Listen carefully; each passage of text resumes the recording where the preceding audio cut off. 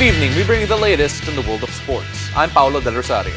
We give you the conversations you want to hear from your favorite sports icons and athletes. I'm Boom Gonzalez, and in tonight's game plan, we'll get some off-season updates from the recently concluded NBA. But before that, let's hear again from the Cignal HD Spikers as they get ready for the upcoming PVL Invitational Conference. Buckle up, sports fans. Let's get in the game.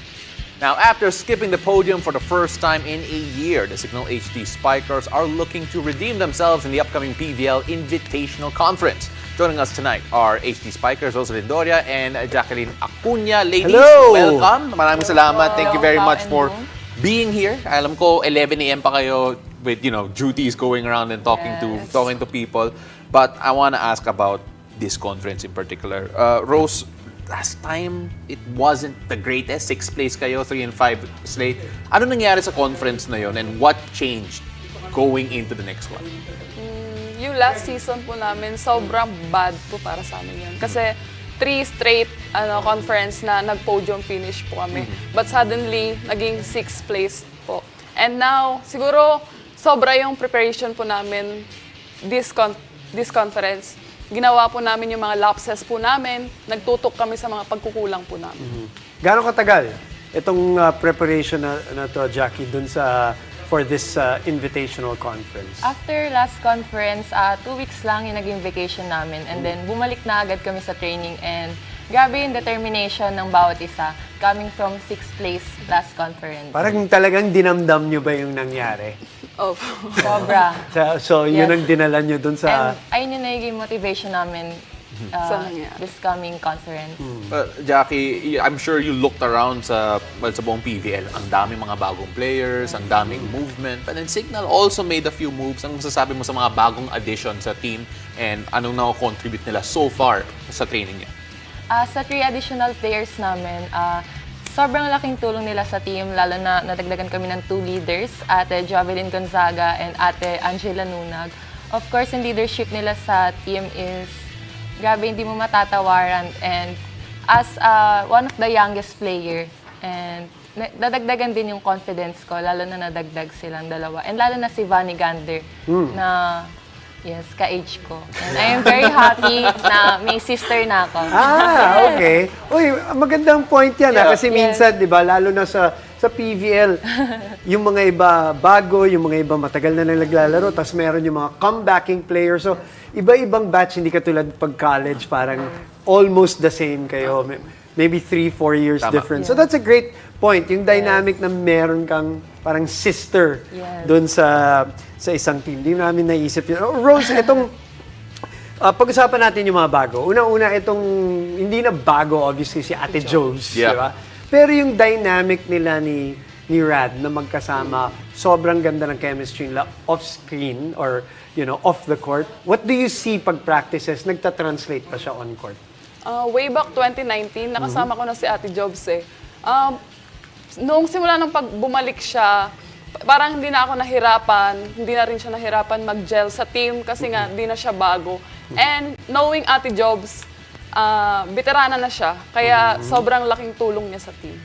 Well, na-mention kanina ni Jackie na parang the leaders have increased dito sa Cignal. Do you feel that sa training camp niyo so far, and how has that changed yung training niyo as a group? Yes, sobrang laking impact ni Ate Jobs. Lalong-lalo sa training, parang siya yung laging nagbibigay ng energy sa team. Parang kumbaga, full charge siya lagi. 1 year ka na technically ba, Jackie, sa Yes, this coming July. Diba? Sakto. May celebration ba yan? Oo. Sana po. Hi, Sa anniversary po.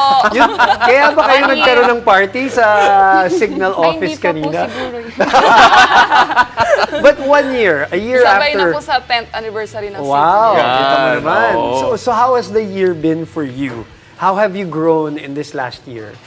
Sobrang, yung 1 year ko, mag-1 year ko dito sa Cignal, sobrang dami ko na-experience and yung mga kasama ko more on veterans. So, sobrang dami ko natututunan on and off the court, lalo na na-handle ako ni Coach Shaq de Los Santos. Sobrang laking impact nito sa career ko and I am very happy and grateful na maging teammates ko, yung mga teammates ko ngayon and coaches, lalong-lalo na sa management na napaka-supportive sa amin. And Pwede ko ba tanungin pa, ano yung sinasamong impact ni Coach Shaq? Kasi tinatanong din Yes. namin yan sa mga ibang players, di ba?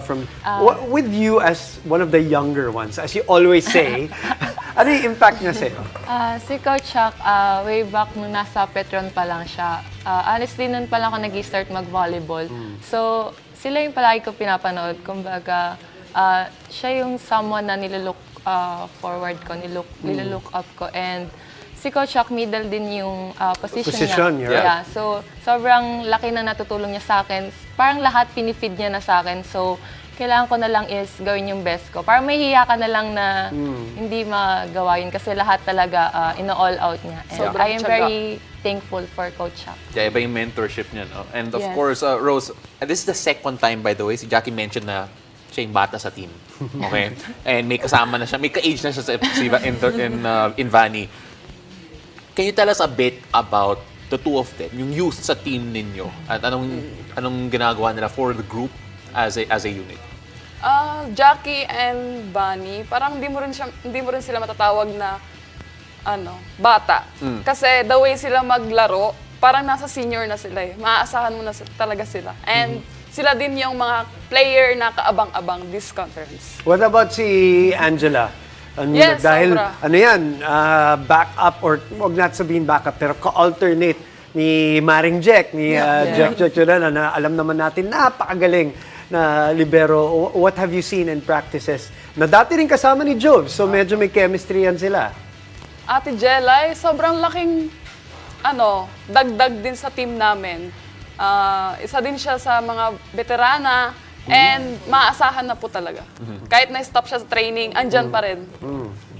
Iba rin yung army background talaga. Opo. Iba yung tibay ng loob. And Jackie, next conference is going to be siguro the first time in a very long time na trying to come back to the podium yung Cignal. As we mentioned kanina, they typically are in the podium. Anong ma-promise mo to the fans, to lahat naman sumusuporta sa Cignal HD, that this conference could be and should be different? We will promise to get that championship na gagawin namin lahat kasi last conference na feel na namin yung loss na Sakit. ayaw na namin Ayaw feel maulit. ulit. Yun nga. So gagawin namin lahat ng best namin para hindi yun na ulit namin ma-feel yung na-feel namin last conference. And para na din mag-payback sa Cignal management sa 10th year anniversary namin. And, Sakto pala, no? yes, perfect. ayun po yung greatest gift na gusto po namin maibigay for the Cignal management. Right, so that's the motivation plus the pain Yeah. of Yes. the loss. At ramdam na ramdam natin Yeah. when they talk When about they talk it. about it, for sure. So, we wish you luck. Please stay healthy. And we will see you next week. Magsisimula na Yes. ang Yes. PVL Thank you Invitational. po. Thank Thank you you. so much. Thank you very much. Gentlemen. All right, after the break, we shift to the NBA offseason as teams make big moves ahead of the NBA draft. Keep it here. You're watching The Game.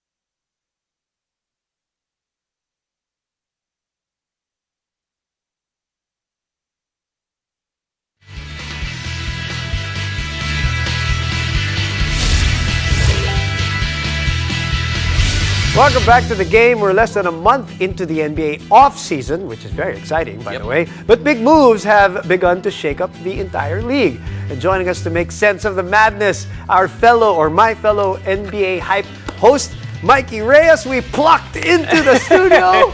As if he didn't want to, as if he's not going to be here anyway. Pero, Mikey, maraming salamat.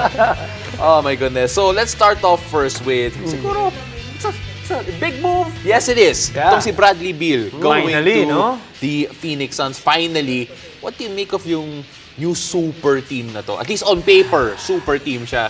Super team ba talaga?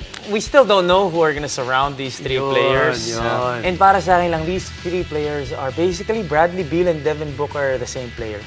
Kaya medyo hindi pa ako super sure. Kasi usually when it's a big three, usually there's a big man, there's a point guard, diba? So with this one, there are three wings technically. So Kevin Durant might play 4.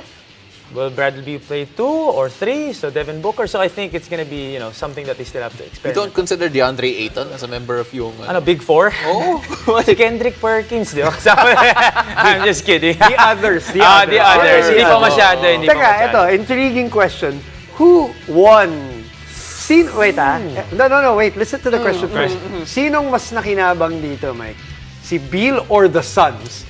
Si Beal. For Yeah, sure, yeah, si yeah, Beal. yeah. Because they got plucked out from Washington? Like finally, I mean, I'm sure he loves Washington. He loves the city. Of course, he was drafted there. But still, there are a lot of games wherein hapong-hapo na siya. He drops 40, 50, and they still lose. So if he wants a chance to win, he needed to get out of Washington. Okay. But if you're the Suns, if you're a Suns fan, hindi pa din ako exactly Yeah. sold yet dun sa team. To be fair, yung trade, the Suns didn't give up too much. Not. But they're taking on a long-term contract. Itong si Bradley Mahal. Beal, Supermax. So, sobrang mahal. So, they're tied up with Bradley Beal for a while. Pero ito naman Washington, it feels like they just want to get rid of yung short-term commitment. What do you think of it from the Washington point Well, of they're view? not going to win a chip. They're not going to win a chip anyway, so they're going to spend a lot of money on Beal, knowing that they're not going to win a chip with this team.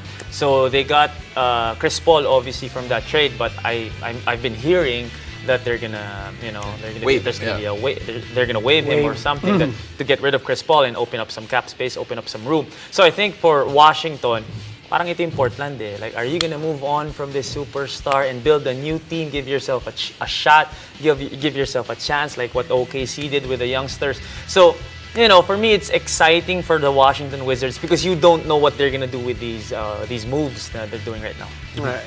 And Kuzma is Kuzma's also. diba, he's declining also his option. So I really don't know where the Wizards are going, what they're doing. Are they going to be like a conduit team? Yeah. And what's happening? I mean, even from a fan base standpoint, parang they're in limbo, don't you think? The last Definitely few more years? exciting than knowing that it's still gonna be Beal, Yeah, it's gonna be Kuzma. yeah. Definitely a little more excitement with Washington. Kumbaga, fresh start. Exactly. For Kaysa naman Washington. alam mo na, di ba, na-expect mo na yung mangyayari. Fresh start na naman. Fresh start with new faces. Okay, yeah. Something like that, I guess. Okay. The next one we have to talk about is, ito, rumors lang. Rumors. Rumors lang muna. Course lang. The Miami Heat and Damian Lillard are a love story waiting to happen, it feels like. And this was because it was kind of started by Dame himself, Yeah. right? He was the one who said in a podcast, hey, Bam's my boy. Yep. He said, hey, Miami, other than it's tax-free. So, all of these things. Yes, nanggigigil ka magsalita, Si Mike. Dame parang pa-chicks minsan eh. Ano yun? Like, kikilitin Tito niya. Mikey, ano ibig sabihin nun? Like, kikilitin niya, sabay biglang, but it's up to Portland. Like, come on, man. We want something out of Dame. So, he's somewhat medyo magtitiis siya ng konti that he's gonna bring up teams. He's gonna go on IG Live. He's gonna have LeBron on IG Live. Tapos biglang, but it's up to Portland. So, I don't know yet what Portland will do. But there was also a rumor I read this morning that since Dame has been bringing up Bam, then why not bring Bam to Portland? Why not make a move to bring Bam to Portland? So these are I don't know yet. Pat Riley's not No, gonna- he's not gonna give up. Pat Riley was he gave a 40-minute parang, di ba, debriefing yesterday. I don't know if you guys caught that. But he basically already said Tyler Hero and Bam Adebayo, other than Jimmy Butler, are kind of Untouchables. parang yun yung tono. He doesn't say it. And even with the Dame thing, he says, syempre, they're not allowed to speak about that. Yeah. It's after Tampering. But he's also saying we don't have to do a big swing. So I don't know. They feel like they're going to do subtle changes in Miami. So let's talk about that. Maybe role players, because More it role was players. pretty obvious. Yeah. If you want to win a chip, it was a great story. It was a great Cinderella story until the finals. But if you want to win a chip, you need pieces that can score, that can create down the stretch. Especially in games when you're going to go up against a team like Denver, I think they need to make adjustments in the role players. They need one more star. Yeah. You cannot live with, as And a scorer. hurtful as I will say this, Right. you cannot live with Jimmy Just Butler Jimmy alone. Butler. Na Yeah. parang siya lang hahawak ng bola. You need someone else to step up. Especially like in the regular season where you know Jimmy Butler's probably Relax going to pa miss siya naman. 20 Yeah. games and then magre-relax mode din siya. Yung na-mention mo kanina, Boom, that Pat Riley said that untouchable si Yeah. Bam. Almost. Si, Almost. Basically, untouchable. that's what he... yeah, Basically, yeah, hero, si Jimmy. Yeah. But would it take one of them to move Dame? Oh, definitely. Dapat I don't eh, think no? Dame is. I don't Dapat think eh. Portland's gonna say yes to the undrafted players. Kahit lahat pa sila eh, no? Yeah. Hindi, kahit lahat pa sila. Lugi sila doon. So, I think they need to move one of them. So, I can understand that Pat Riley won't make a move if they're gonna have to break up the core. All right, that's fair. Now, let's go on to Boom's team. Sorry, Boom's team. Which one? we have the to talk Milwaukee about... No, we have to talk about the Pelicans. Milwaukee The Pelicans! I Oh. forgot about them already. Man, ito si Zion Williamson. May Rumors- sinuspend pa sa Twitter. That's, nga, nakalimutan ko yun. Suspend sa Nakalimutan ko In yun. fairness, I wore his jersey yes. more than Yeah. he did this season. That is true. On TV, by you. Oo. Oo. Pero itong si Zion Williamson, rumored trade. Is it time? Is it time to move on? Ask Boom. Is it time to move on? I don't have any emotional investment I have. with Zion. I have already Is it moved. time to move on from I Zion? have already moved on. No, you know what? Hey, you know what? We always tend to give up on players right away, so I'm gonna give them Right a chance. away? Right away. Is this still right away after Well, how many years? Di ba sila Melo pa yung kasama ni Zion? 114 games in 4 years. In 4 In years. 4 years, 114 games. Napalunok ako. Okay, ladies and gentlemen, Zion Williamson for Scoot Henderson. You never Oh. know. You never know. Top 3 I think pick. I'm gonna do it if I You never know. Seeing Scoot. Pero Mikey, maraming salamat. Maraming We salamat. could talk so much Yes. more. Thank you pero- for making me go early to work. Oo, at least Come di ka in late. early. Oo, di ka late for your... Thanks for hanging out. Literally. Thank you. Literal. So, after the break, we've got more stories with your favorite sports icons and athletes. Stay tuned. You're watching The Game.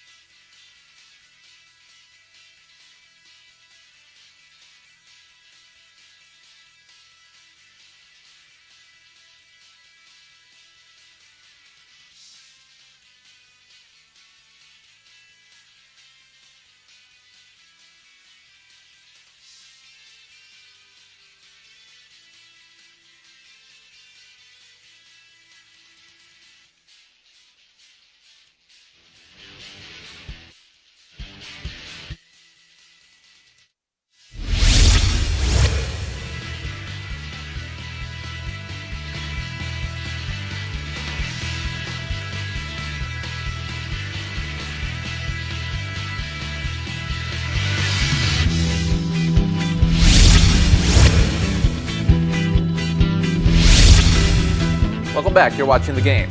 The NBA season might be over, but the amazing Heat culture is still booming in Miami. Now get to know more about Filipino-American coach Eric Spoelstra and our kababayans in Miami as we take a trip around the captivating Magic City with Denise Tan.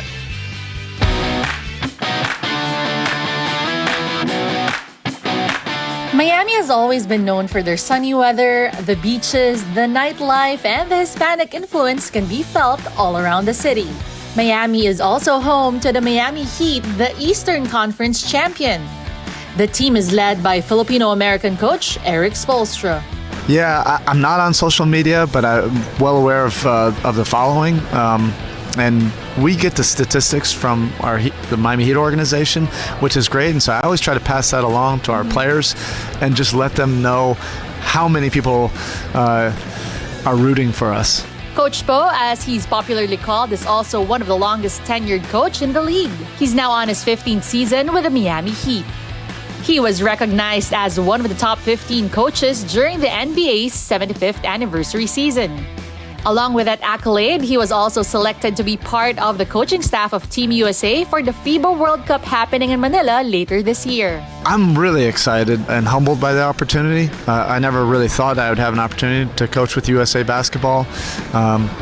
And I'm really looking forward to working with Steve Kerr and Ty Lue and all the amazing players that are going to be on that team. And then the fact that the World Championships are going to be in Manila, like, it is crazy. Like, I can't even believe the timing and how all the stars aligned for this.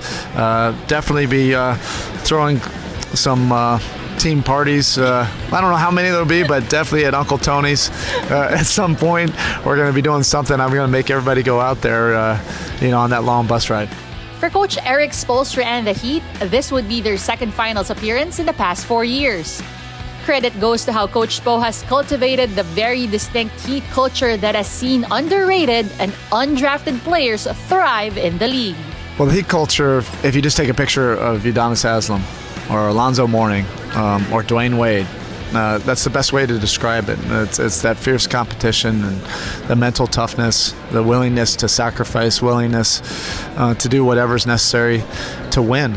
And sometimes you have to do the tough things. Sometimes you have to sacrifice things that you want for somebody else to excel, and then find a way to enjoy someone else's success and everybody's success when you're part of something that's bigger than yourself. This group has been through a lot this season, and I think that has given us that gift of adversity to be able to overcome it and then find some amazing things on the other side of it. I think it's really just comes down to, maximizing every day, every opportunity, and really prioritizing winning, being all about the bottom line of just whatever it takes to win. And I think day to day they do a really good job of maximizing players, making sure that people first and foremost are putting in the work and holding people accountable to that. But then also, once they see people go through that process and put in the work, giving them the opportunity to really showcase that work on the biggest stages. So I'm very grateful for the organization. It's been certainly great for me. But just excited to wear the jersey and represent it on this stage. 100%. This, like you said, it's a prime example of it. Is having games like this and seeing who you are the next game. It doesn't mean you're going to come out and make every shot. It doesn't mean you're going to come out and and play the best that you ever played. But finding ways to be impactful and just finding a way and a will to win even through the toughest times is what the culture is all about. Although the Heat may have been unsuccessful in capturing another NBA title, Coach Eric Spoelstra knows that he has a special group. It's a special group that has embraced adversity and that has made them tougher. It's a group that has found success through winning. And with winning, they have earned the respect that they haven't known or gotten in their lives. For Coach Spo, know that when you believe in yourself, you can be able to achieve things. Reporting here from Miami, Florida, my name is Denise Tan, and this special feature is brought to you by AXA.